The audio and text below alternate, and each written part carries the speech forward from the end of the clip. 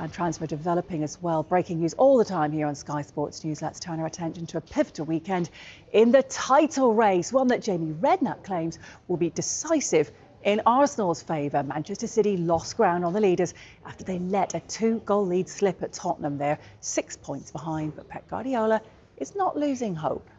So you are saying me that we get rid of Premier League? We don't. Well, I'm just saying if it may be a point where you might have with 14 games to play. Pardon? With 14 games to play. I'm not saying you will. You had all the injuries, is what I'm saying. That you may have to... We had the injuries. So in the moment, 1 month ago, we have a lot. So with 9-10 players out, so we know that. But at the same time, we are there and continue. I know the calendar is what it is. Do you feel quite optimistic still? Do the players, the group stuff, feel optimistic that we're in touching distance of Arsenal still? Well, as much the chance is there, the hopes always will be there. I think this will be remembered as the weekend that Arsenal won the title. I think it's that big a weekend for them. It was a huge result against Leeds, and to see two sides, Mikel Arteta would have been at home this afternoon watching the two games and thinking, I fancy Villa to beat Brentford. They didn't, and he'd probably see the second half thinking 2-0, this could be 5-0. He'd be opening a nice bottle of Rioja tonight, because this is it. I think this is a title done now for Arsenal, and I think they could go on and win it by 8-10 points. I'd be amazed if they don't. Now, an injury blow for Arsenal, with midfielder Mikel Merino to have surgery on his foot and is expected to be out for an extended period. Arsenal released a statement saying Merino sustained a foot injury towards the end of the game against Manchester United and that he will require surgery with the aim of returning to full training before the end of the season. Sky Germany suggesting that Arsenal are exploring the possibility of trying to get Sandro Tonali to the Emirates. I say trying. Newcastle will be laughing, won't they, Jody? Yeah, I don't see that at all. Even from Arsenal's point of view. I mean, for starters, he's been great for Newcastle since he's come back from his ban. Pivotal for whatever they're doing up there in the north. But for Arsenal, where does he get in? Like, he's not going to play ahead of Deck or Zubimendi. Is he the type of midfielder that they're looking for? For me, I think Arsenal need to add goals in their outfield players. Not getting enough from people like Odegaard at the moment. Eze's on the bench. I don't see it. Is he a good player? Yes. Top player for Newcastle. Does he get in Arsenal team? I'm not sure. When you look, though, how Newcastle's season has perhaps not gone to plan in terms of there's a long way to go, but 33 points. They're already 7 off a fourth spot, 6 off a Champions League place, potentially in 5th. Do you think there'd be any push from the player to know that he's going to go there and could walk into a Premier League title? That's the only thing you say about the player. As soon as that comes up, straight away you're thinking, go to Arsenal. They look like they're going to win the Premier League. But like Jody said, I can't imagine, where does he fit in? Where does he actually fit into that space? Newcastle, it's a different kettle of fish. They're trying to get into top 4, try and carry on that Champions League run. But I just can't see this move happening. Well, he plays very much in that 3, doesn't he, for Newcastle? Yeah. It's been such a successful 3, and we know where Rice plays. But could you see him featuring with Rice, or would this just be, a body? I mean, and also from an Arsenal point of view, it's been so long, Jody, hasn't it? You go back to that invincible season, the last time they won that Premier League trophy. They're trying to make this a sure thing now. Yeah, but again, it's like if you're the player and you're going, right, I want to take my career to the next level. If you think that moving on from Newcastle was what that demands, going to Arsenal was great. Yeah, they're the best team in the Premier League, but you want to play. What's the point in signing Zubimendi in the summer if you're then going to, I don't know, replace him? He ain't getting in front of Deck, is he? So for me, I just don't see it. And look, reiterating, this is a Sky Germany story, which Florian has just hit us with there. Newcastle paid £55 million to AC Milan for his services in July 23. There weren't many queuing up to sign him then. So, what would it take to prize him away from St James's Park? Plucking a number out of the sky, Charlie. Well, they're going to have to near on pay 60 million. Max, near on for what it is plus. But the thing is, what he's done there wasn't suited, but what he's done at Newcastle, again, what he's done for Newcastle in that midfield 3 have been brilliant. Yeah. But going to Arsenal is a different ball game, because they're going to try and win the Premier League. And they'll have to pay a lot more than 60, by the way, for Tonali now. If you're Newcastle, like, there's no way 60 million. On deadline day, definitely. No chance. Yeah, you're paying big money. Yeah, but look, the Newcastle fans love him there as well. They rightly will so. be desperate for him to stay. Rightly He's almost sort of acquired legendary status over the last couple of seasons that he's been there. They need him in that field, and they're the ones who've got their eyes on a Champions League place. That's only going to be hindered if they lose someone like him. Exactly, and you rightly point out, Will, that their midfield three in Bruno Guimaraes and Tonali have got a lovely combination there, obviously together with Joel Linton. For me, if you're a Newcastle fan, there's absolutely no way that you'd be wanting to entertain this. The only thing that you will say is that you think back to players like Elliot Anderson, which Newcastle had to let go because it was more to do with the money side of things, whether that plays a part. But again, I'll be surprised from the players' angle. It's a big one, isn't it, that Florian Plettenberger's dropped, and we will be exploring that. Don't go anywhere. More from Charlie Austin and Jody Morris after the break. See you in a few minutes. He's relentless, isn't he? And of course, they lead in that League Cup semi-final first leg before they play Chelsea this week. But on the back of their domestic defeat to Manchester United, was that a statement win from Arsenal? Yeah, a bit of a statement win with how emphatic the scoreline was. 2 points out of 9 prior to that. There was definitely a little wobble there. And if they had not got the result at Leeds, then there would have been lots of noise. Certainly not a medium rare or whatever we called it. And people would have said they'd be wobbling. Absolutely. They've never been here before, or not for a long time. And they're throwing it away in true Arsenal style and all the things that you hear. So that was good from an Arsenal point of view. I mean, they've gone into this weekend in poor form, really, for their standards in the league. And they've come out of it having scored 4 goals, kept a clean sheet, extended their lead. It's a really good weekend for Mikel Arteta.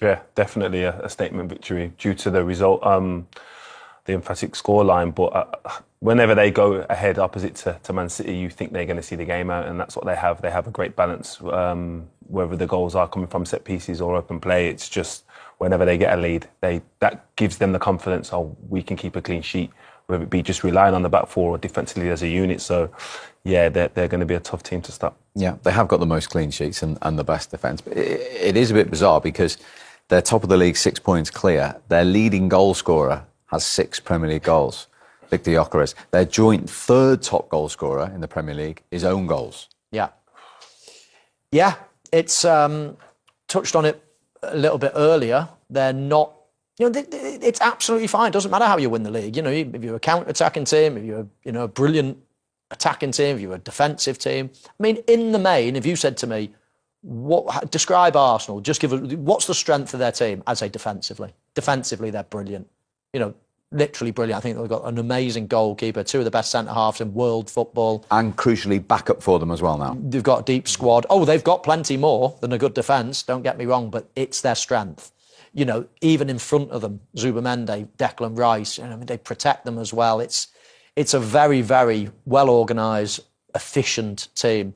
Going forward, of course, they score goals. They're a good team. They've got great players, but they're not a Liverpool, they're not a Manchester City of the last decade where they literally can go and blitz a team and win 6-0. Of course, that's on the back of a 4-0 win against Leeds, so it slightly sort of skews that in a way. But in general, Arsenal aren't a 4-0, 5-0 winning team. I don't ever think they're going to blow a team away like a Liverpool or a Manchester City would. They're going to do it in a different way. They're going to definitely come up short in terms of points compared to winning teams over the last decade or so. However, it's going to be enough. And you can only judge every team on the year that they're playing. Liverpool, you can say they've thrown it away a little bit. Manchester City, you can say they've thrown it away a little bit. However, they've all got to play the same teams. The strength of the Premier League in general is incredibly strong. So it might be that that's just the way forward in many ways now. I mean, look at the Champions League. 5 of our 6 teams in the top 8 qualification. And even the 6th team, Newcastle, are only just outside it. So even in Europe, the Premier League has shown itself to be incredibly strong. So it might just be the way that the points total is going to come down a little bit over the next few years while the teams, continue to really strengthen throughout. Because does it matter? Because you don't see over the years, in the first week of February, the league leaders, and then goes to their top scorer in the league, and it's 6 goals, do you? There is normally a Haaland or a Salah or et al. There is normally that, but then when you think about a Haaland or a Salah, who's the next in line or who's the next top goal scorer in their teams? And they're probably on low numbers anyway. So the fact that they've spread them out over a portion of different players or own goals.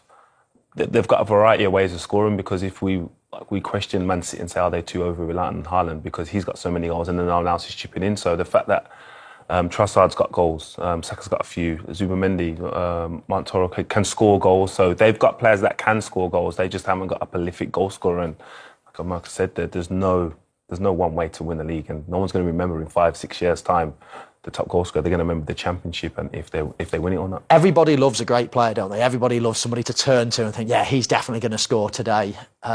However, you could argue the other way around, that it's actually healthier not to have one of those. Because if Haaland gets injured, you know, what are Manchester City going to do? If Mo Salah over the last few years gets injured, and he never does, what are Liverpool going to do, etc.? If a player gets injured for Arsenal, I wouldn't be bothered. I wouldn't be bothered if I was an Arsenal fan. They've just got players and players. Look at their bench. 2 for every position. It's incredible. Yeah, they've got so many attacking players. But they thought Gyökeres could be that man. Yes. I mean, actually, if he had 15 goals sitting here now, they'd probably be a lot out of sight. But he has got 4 in the last 6 in all competitions. Half of his Premier League goals have actually come against Leeds in the 2 games. Are you seeing small signs of him finding his feet, Premier League-wise? Not necessarily. I don't necessarily think he's going to improve a great deal. He is what he is. He's not a young 18-year-old coming into a new 27. country. Exactly. So he's not going to get miles better at his age. He is a good finisher. He's a good runner. He's strong. He's got decent enough movement. Do I think he's all of a sudden going to go and score 30 goals in the Premier League this season or next season? Not really. I don't think he's got the class for that. I think he's a good player. I think Arsenal probably needed and wanted a bit more from him. I think Arsenal fans are probably, on the whole, a bit underwhelmed. I mean, if there was a Champions League final tomorrow and you did a survey on Arsenal fans, would he be the centre forward? I think half of them would pick Jesus, maybe even Havertz. So I don't think for the money, I don't think that happy. But when everything else is going well around you, the noise has gone away, hasn't it? Under the carpet, can't you? So that's definitely. I don't even think it's the Arsenal fans. I think if everyone's fit and healthy, I don't think Mikel Arteta picks him to play in the Champions League final. So I think he's a fit for what they needed now. They didn't have many options, and when everyone's fit and healthy, he's a good, very good squad player. Talking of fit and healthy, Aston Villa have had horrendous luck with injuries, haven't they? With their midfield 3, Ollie Watkins missing today, and with 11 men, they couldn't beat the 10 of Brentford. They couldn't go back to 4 behind. Are they still in the conversation, or the fact that they're still in the FA Cup and Europa League, with all those players missing, is it too much of an ask? Yeah, I think it is too much of an ask. I never really saw them as real contenders to win the league. I thought they was strong contenders to push City, but to go on to the next level and push Arsenal. I think that was too much of a reach due to their squad. They've got a good team when everyone's fit, but that isn't the case every week. They've got other elements to the league that they can look upon as successful, whether it is finishing the Champions League or winning Europa League. So it isn't a damning defeat in terms of their title contention, because I don't necessarily consider they was in it. But yes, they want to get back onto the horse, as I said, to keep the momentum and the positive feel around the group. And they've got Chelsea, Manchester United, Liverpool all in behind them. I think, they've had a fantastic season. They've had a fantastic couple of seasons. They really, really do continue to surprise. But I think if you're realistic, Aston Villa should be looking at trying to stay in that top 4, top 5 and get Champions League football again next season. And who knows, maybe win a trophy this season. They're certainly capable. OK, so Arsenal 6 clear of City, 7 clear of Villa. Then, Rodri understandably says they'll keep fighting, but how damaging do you think today could be, with the opportunity to go back within 4 and suddenly they're 6? Yeah, again, thinking about it then, it doesn't equate to any more games, though it's still 2 games they need to catch up on Arsenal. So you could look at it from that point of view. It's damaging because of the 2-0 lead they had and the second half performance. They wasn't terrible in the second half.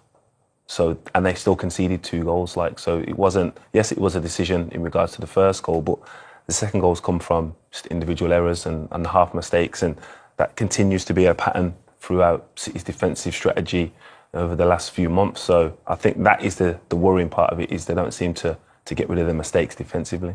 And just to put it into context in terms of the territory City were in today, it's the first time in almost 8 years they've been 2-0 up at half-time in a Premier League game and not gone on to win it. And now in this run, they've won just once in 6 league games.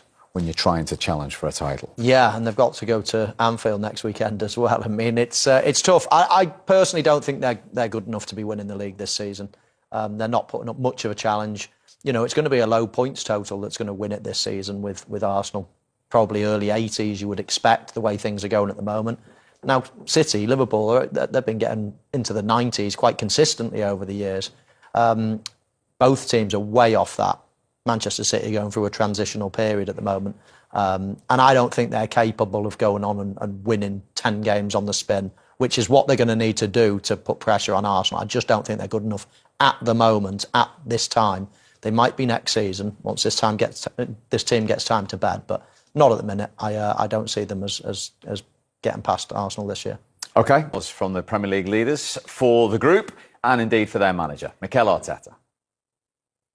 Can we shine a light on Madueke and the role that he played, not knowing he was going to play, had to come in, got his numbers, fans cheering his name, singing his name?